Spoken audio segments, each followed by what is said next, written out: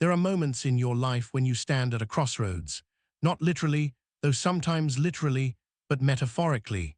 Moments when the decision you make will echo through the next 10 years of your existence like a stone thrown into still water, creating ripples that touch everything. Most people don't recognize these moments when they happen. Marcus Blake didn't recognize his, not at first. He thought it was just another Tuesday, just another morning, just another commute on the crowded subway, pressed between strangers, staring at his phone, scrolling through other people's carefully curated lives, while his own felt like it was slipping through his fingers like sand. He was 29 years old. He had exactly $847 in his bank account, a job he hated, a relationship that was dying slowly like a plant nobody remembered to water, a tiny apartment in Brooklyn where the heater only worked intermittently and his neighbors fought so loud he knew their arguments better than their names. But on this particular Tuesday, Marcus would make a decision, a small decision, an almost invisible decision. And that decision would change absolutely everything. This is the story of the 10 years that followed, the decade that transformed Marcus from a man who was merely surviving into someone who was truly alive. And more importantly, this is a story about you, because the decisions Marcus made, you're making them right now, today, this moment. The question is, which ones will you choose? Chapter 1, The Man in the Mirror, age 29. You're not even listening to me. Sarah's voice cut through the silence of their apartment like a knife through paper, sharp, clean, final. Marcus looked up from his phone. What? Exactly. Sarah stood in the doorway of their bedroom, already dressed for work, her expression a mixture of exhaustion and something else, something that looked a lot like resignation. I said I'm thinking about taking that job in Seattle. Marcus's stomach dropped. Seattle, that was across the country, that was a big deal, that was. When did you apply for a job in Seattle? Sarah laughed, but there was no humor in it. 3 months ago, Marcus. I told you about it 3 months ago. We had a whole conversation about it. Or rather, I talked and you nodded while looking at your phone, which I guess is what we call conversations now. He wanted to argue, wanted to tell her she was wrong, that he remembered, that he cared. But the truth was sitting right there between them, heavy and undeniable. He didn't remember. He hadn't been present. He hadn't been truly there for any of their conversations in months, maybe years. Sarah, I don't, she held up her hand. I'm not doing this right now. I have a presentation at 9. We'll talk tonight. But Marcus knew, deep in his bones, that there wouldn't be much talking tonight, or any night. Sarah had already made her decision. She was going to Seattle. The only question was whether she'd ask him to come with her. And the more terrifying question, did he even want to?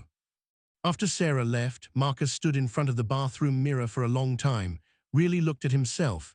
When had he gotten so tired? The bags under his eyes, the way his shoulders slumped forward like he was carrying invisible weight, the expression on his face that wasn't quite sad but wasn't anything else either, just blank, neutral, absent. Who was this person staring back at him? Marcus Blake, age 29, bachelor's degree in business that he'd never used for anything meaningful, working in customer service for a tech company, answering the same questions 8 hours a day, 5 days a week, going to the gym occasionally, eating poorly, drinking too much on weekends, watching Netflix, scrolling through social media, existing but not living. His phone buzzed. Work, already, asking him to come in early because Trevor called in sick and they needed coverage. Marcus stared at the phone, then at himself in the mirror. This was the moment, the crossroads, though he didn't know it yet. He had 2 choices. Choice 1, text back on my way, just like he always did, go to work, cover Trevor's shift, come home exhausted, have the fight with Sarah that would probably end with her crying and him apologizing and both of them knowing nothing would change.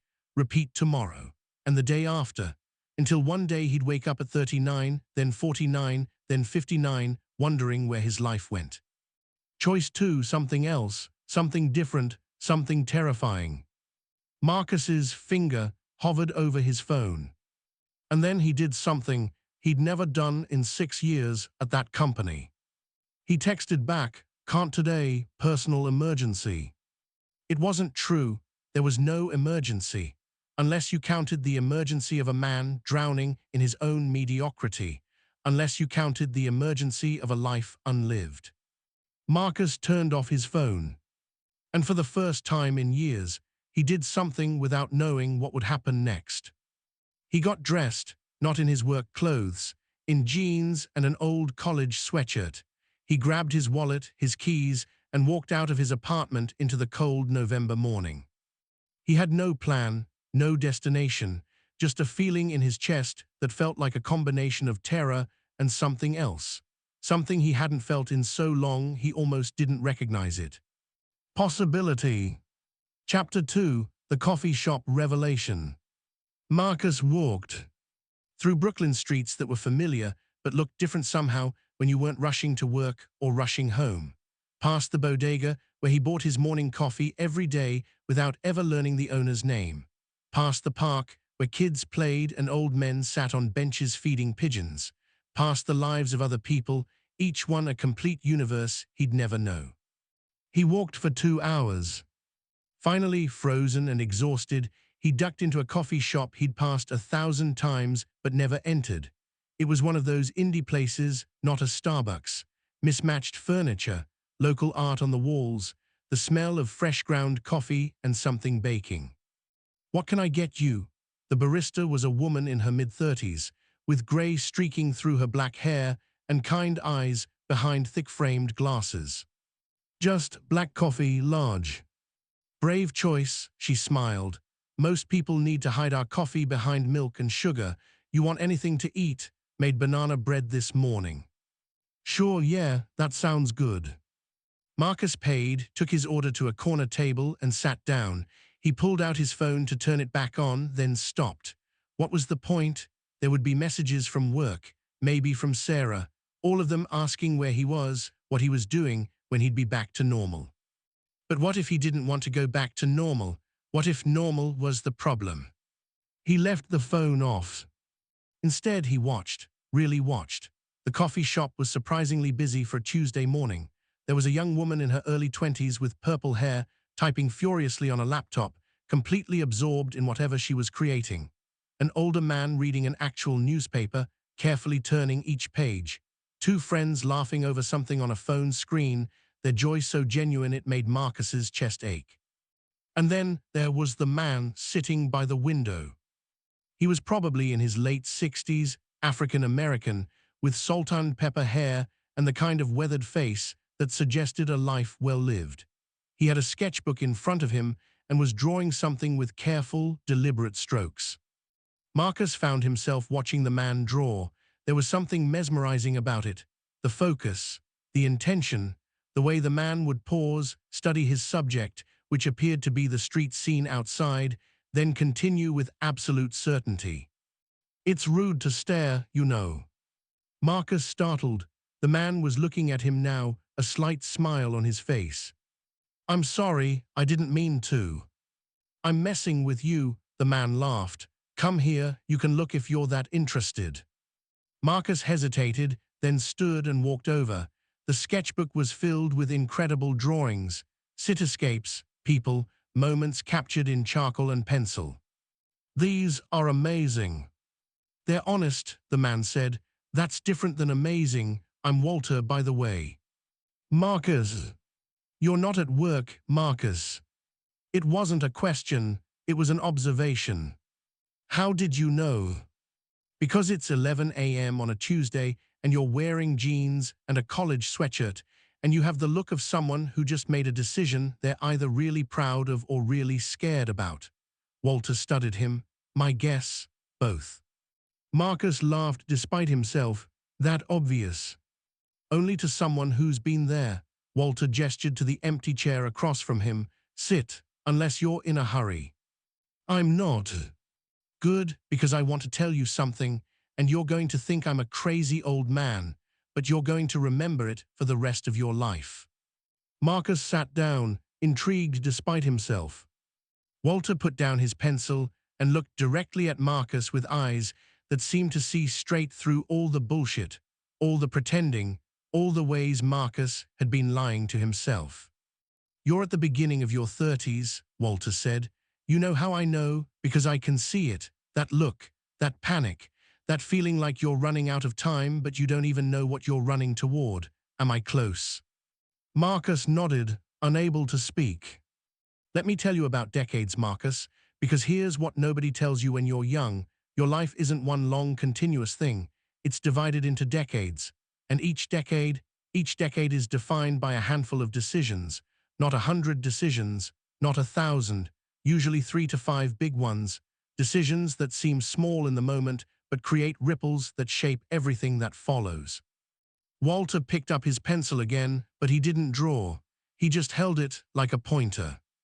"Your 20s, those were for figuring out who you're not. All those dead-end jobs, failed relationships, mistakes, they were necessary. You had to eliminate the wrong paths to find the right one. But your 30s, Marcus, your 30s are different. Your 30s are for becoming, for making the decisions that will define who you are at 40, at 50, for the rest of your life." "How do you know which decisions are the big ones?" Marcus asked quietly. "You feel them," Walter tapped his chest. "Right here, they scare you, they make you want to run back to what's comfortable, they ask you to trust something you can't see yet, and almost everyone runs away from them. They choose safety, comfort, the known path, and then they wake up at 65 wondering what the hell happened to their life." Marcus felt something crack open inside him. "What were your big decisions?" Walter smiled, but it was sad around the edges. "I'm 68 years old, Marcus, and I can tell you exactly 5 decisions that defined my life. Want to hear them?" "Please." Decision 1, I was 31. I had a good job as an accountant, stable, safe, boring as hell. And I realized I was going to die having never done the thing I actually wanted to do, which was paint, so I quit. Everyone thought I was insane. And for 2 years I ate ramen noodles and lived in a studio apartment the size of a closet.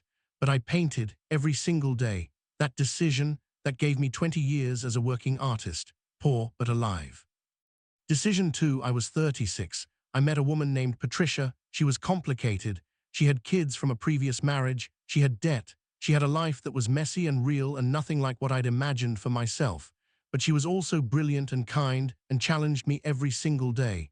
I could have walked away, found someone easier, but I chose her. We had 32 years together before she passed. Best decision I ever made. Walter's voice got quieter. Decision 3, I was 42. My daughter from Patricia's first marriage, I'd adopted her, got pregnant at 17. Her boyfriend disappeared. She had no money, no degree, no support except us. I had to decide, do I judge her, push her away, make it harder, or do I show up? I chose to show up.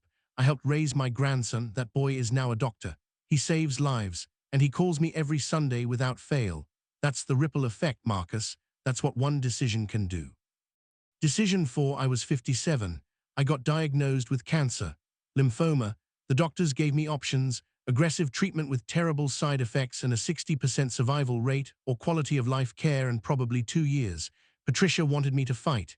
Everyone wanted me to fight, but I had to decide what my life meant. I chose aggressive treatment. It was hell, absolute hell, but I'm here. I got to see my grandson graduate medical school. I got 7 more years with Patricia before she died, worth every second of suffering. And decision 5, Marcus asked, completely absorbed. Decision 5 happened 3 years ago. After Patricia died, I was lost, completely lost. I could have given up, could have just waited to die, but I decided something different. I decided that the last chapter of my life would be about giving back everything I'd learned. So I sit here in this coffee shop 3 mornings a week, and I draw, and I wait for young men like you who look like they're standing at a crossroads. Walter reached across the table and put his hand on Marcus's arm. Marcus, you called in sick to work today for the first time in 6 years, didn't you? Marcus's eyes widened. How did you? Because I know that look. That terrified but exhilarated look of someone who just took the first step toward changing their life. So here's my question for you. Are you going to make this a one-time thing? A little rebellion before you go back to the life that's slowly killing you? Or are you going to let this be decision 1? Marcus felt tears sting his eyes. I don't know what to do. Yes, you do, Walter smiled. You absolutely do. You're just scared to admit it because once you admit it, you have to act on it. So let me ask you something. If you could design the next 10 years of your life with zero limitations, zero fear, zero concern about what other people think, what would they look like? And for the first time in years, Marcus let himself actually imagine it. Not the safe version, not the realistic version, the true version. Marcus started, then stopped, then started again. I'd leave my job, I'd go back to school, maybe for teaching or counseling, something where I actually help people instead of reading scripts to angry customers. I'd end things with Sarah, not because I don't love her, but because we're holding each other back from becoming who we're supposed to be. I'd travel, I'd learn Spanish, I'd write, I'd stop waiting for my life to start and I'd just start it. Walter leaned back in his chair, a huge smile spreading across his face. There it is, that's decision one, Marcus. You just spoke it into existence. Now comes the hard part, you have to actually do it. Chapter 3, the next 72 hours.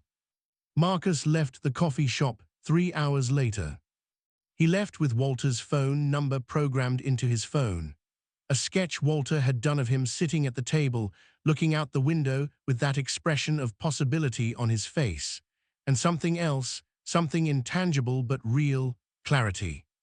He walked back to his apartment slowly, letting the cold November air wake him up from the years of sleepwalking through his own existence. When he opened the door, Sarah was there, home early, sitting on the couch with her laptop closed beside her, just waiting. "Where were you?" she asked, not angry, just tired. "I went for a walk." "Marcus, they called me from your work. They called me because your phone was off and they couldn't reach you. They wanted to know if you were okay, if there was an emergency. I told them I didn't know, because I don't know where you were, I don't know what's going on with you, I don't know anything about you anymore." Marcus sat down beside her, not too close. There was a distance. Marcus sat down beside her, not too close. There was a distance between them now that had nothing to do with physical space. "Sarah, I need to ask you something, and I need you to be honest." She looked at him warily. "Okay. When you think about your future, your real future, not the one we pretend we're building, am I in it?" The silence that followed was the loudest thing Marcus had ever heard. Sarah's eyes filled with tears. "I don't know." "That's honest." Marcus felt his own tears coming. "Can I be honest too?" She nodded. "When I think about my future, I see myself changing everything, going back to school, becoming someone different, becoming who I was supposed to be before I got scared and chose safety. And when I imagine that person, that life, you're not in it either. Not because I don't love you, but because we started dating when we were kids, and we became each other's excuse not to grow." Sarah was crying now. "I know, I've known for a while." "The Seattle job." "Yeah." "You should take it," Marcus said. "You should go, build something new, become who you're supposed to be." "What are you going to do?" Marcus thought about Walter, about the coffee shop, about the feeling of speaking his truth out loud for the first time in years. "I'm going to quit my job. Tomorrow, I'm going to apply to graduate programs. I'm going to stop living like I'm just killing time until I die." Sarah laughed through her tears. "That's very dramatic." "Yeah, well, apparently I'm at a crossroads." They sat there together for a long time, these two people who had loved each other the best way they knew how, mourning the end of one story while standing at the beginning of two new ones. Sarah left that weekend.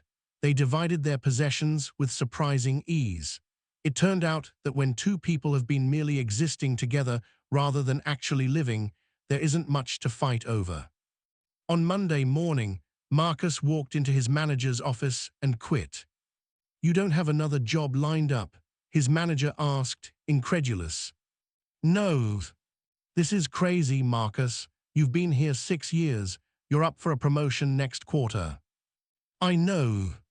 So why?" Marcus thought about how to explain it. How do you tell someone that you're leaving because staying would kill something inside you that you'd only just discovered was still alive? "Because I'm 30 years old." Marcus said finally, and I need to make decisions that define my decade instead of decisions that just get me through the day. His manager stared at him like he'd grown a second head, but Marcus didn't care. He cleaned out his desk, said goodbye to co-workers he'd never really known, walked out of that building for the last time. And for the second time in a week, Marcus felt that terrifying, exhilarating feeling of possibility. Chapter 4, The Free Fall, ages 30-31. The next year was the hardest of Marcus's life. Let's be honest about this part, because all the inspiring stories about making big changes skip over this part. They jump from the decision to the triumph, but real life doesn't work that way. Real life includes the part where you're living on your friend's couch because you can't afford your own place. The part where your bank account hovers just above zero. The part where your mom calls crying, begging you to just get a normal job, any job, because she's worried about you. The part where you lie awake at 3 a.m. wondering if you've made the biggest mistake of your life. Marcus experienced all of it. He'd applied to 5 graduate programs for counseling psychology, got rejected from 4, waitlisted at 1. His savings evaporated. He took a part-time job at a bookstore that paid barely above minimum wage. He moved into a tiny room in an apartment share in Queens with 2 roommates who were 10 years younger than him and threw parties every weekend. Some nights Marcus would lie in his too small bed in his too small room, listening to his roommates laugh and play music and live their young, uncomplicated lives, and he would wonder, what have I done? He hadn't talked to Sarah in months. She was thriving in Seattle based on her Instagram. New job, new friends, new boyfriend who was a software engineer and looked like he did CrossFit. Marcus was happy for her, really, but it also made the loneliness sharper. The only constant was Walter. They developed a routine. Every Tuesday and Thursday morning, Marcus would meet Walter at the coffee shop. Walter would draw. Marcus would study. He'd enrolled in community college classes to strengthen his graduate school applications for the next cycle, and they would talk. Walter never judged, never told Marcus he'd made a mistake, never suggested he go back to his old life. Instead, Walter told him stories about the hard years, the years between making a big decision and seeing it pay off. The wilderness years, Walter called them. This is where most people break, Walter said one February morning as snow fell outside the window. This is where they decide the old life wasn't so bad after all. They go back. And you know what? That's okay. Not everyone is meant to cross the wilderness. But if you make it through, if you keep going even when everything in you wants to quit, that's when you become someone new, someone stronger, someone who knows they can survive anything because they already did. Marcus held onto those words like a lifeline. In March, he got an email. The graduate program where he'd been waitlisted had an opening. Someone had declined their acceptance. If Marcus was still interested, they could offer him admission. Partial scholarship, he'd still need loans, he'd still be poor for years, but it was a shot. He accepted that same day. In August, at age 30, Marcus started graduate school. And everything changed again. Chapter 5, The Becoming, ages 31-34. Graduate school was brutal. Not in the way Marcus expected. The coursework was challenging but manageable. No, the brutal part was confronting himself. Because when you study psychology and counseling, when you learn about trauma and defense mechanisms and the ways humans protect themselves from pain, you inevitably see yourself in everything. Marcus saw himself clearly for the first time. He saw the scared kid who'd chosen a safe career because his parents had struggled financially and he'd never wanted to feel that fear. He saw the man who'd stayed in a relationship past its expiration date because being alone seemed worse than being unhappy. He saw all the ways he'd been sleepwalking through life, making small choices that added up to a life he didn't recognize. But he also saw something else, possibility. In his first year, Marcus had a professor named Dr. Keisha Williams who would change his trajectory yet again. She was in her mid-40s, brilliant, and had a way of asking questions that cracked you open. During one supervision session, Dr. Williams asked Marcus, "Why do you want to be a therapist?" Marcus gave his prepared answer, something about helping people, making a difference, using his experiences to serve others. Dr. Williams listened patiently. Then she said, "That's a beautiful answer. Now tell me the true answer." Marcus was quiet for a long time. "Because I wasted a decade of my life being scared," he finally said, "and I don't want other people to do the same thing. I want to help them wake up before it's too late." "Better," Dr. Williams said, "but I'm going to challenge you on something. You didn't waste a decade. You learned for a decade. Those years of playing small, those years of being scared, they're not something to regret. They're your curriculum. They're what's going to make you an incredible therapist. You just have to reframe them." That conversation shifted something fundamental in Marcus. He stopped seeing his 20s as lost time and started seeing them as preparation. Every boring day at that call center, he'd learned patience. Every time he'd swallowed his real feelings to keep the peace, he'd learned how painful inauthenticity is. Every morning he'd woken up in a life that didn't fit. He'd learned what it feels like to be disconnected from your purpose. And now he could help others recognize those same patterns in their own lives. Marcus threw himself into his studies with intensity that surprised him. He went to therapy himself, required for all counseling students, but also necessary. He joined study groups. He volunteered at crisis hotlines. He took on extra internship hours.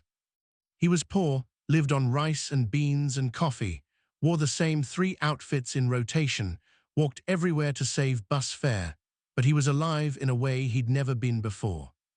In his second year, Marcus started his practicum at a community mental health center. His first real clients, real people with real problems, trusting him to help them navigate their own wildernesses. His first client was a woman named Jennifer, age 42, recently divorced, feeling like her life was over because she'd wasted her 20s and 30s in a marriage that had slowly suffocated her. As Jennifer talked, Marcus felt like he was looking in a mirror. A different gender, different circumstances, but the same core issue, waking up one day and realizing you've been living someone else's life. "I'm 42, Jennifer said during their third session, tears streaming down her face. "It's too late to start over. I missed my chance." And Marcus, drawing on both his training and his lived experience, said something that surprised him with its certainty. "Jennifer, can I tell you something? You're not starting over, you're starting forward. Everything you learned in that marriage about yourself, about what you need, about what you won't tolerate anymore, that's not going away. You're not going back to being 22, you're becoming 42. Wiser, clearer, more certain about who you are, and that version of you, she's going to build something amazing. But only if you stop mourning the past and start embracing the present." Jennifer stared at him. "How old are you?" 32. "You're a baby," but she was smiling through her tears. "How did you get so wise?" "I'm not wise," Marcus said honestly. "I'm just a little ahead of you on the same path, and I'm here to tell you it gets better, but only if you keep walking." That session changed Marcus's understanding of his own purpose. He wasn't just becoming a therapist. He was becoming someone who could hold space for people during their wilderness years. Someone who could say, "I've been there, and there's a way through."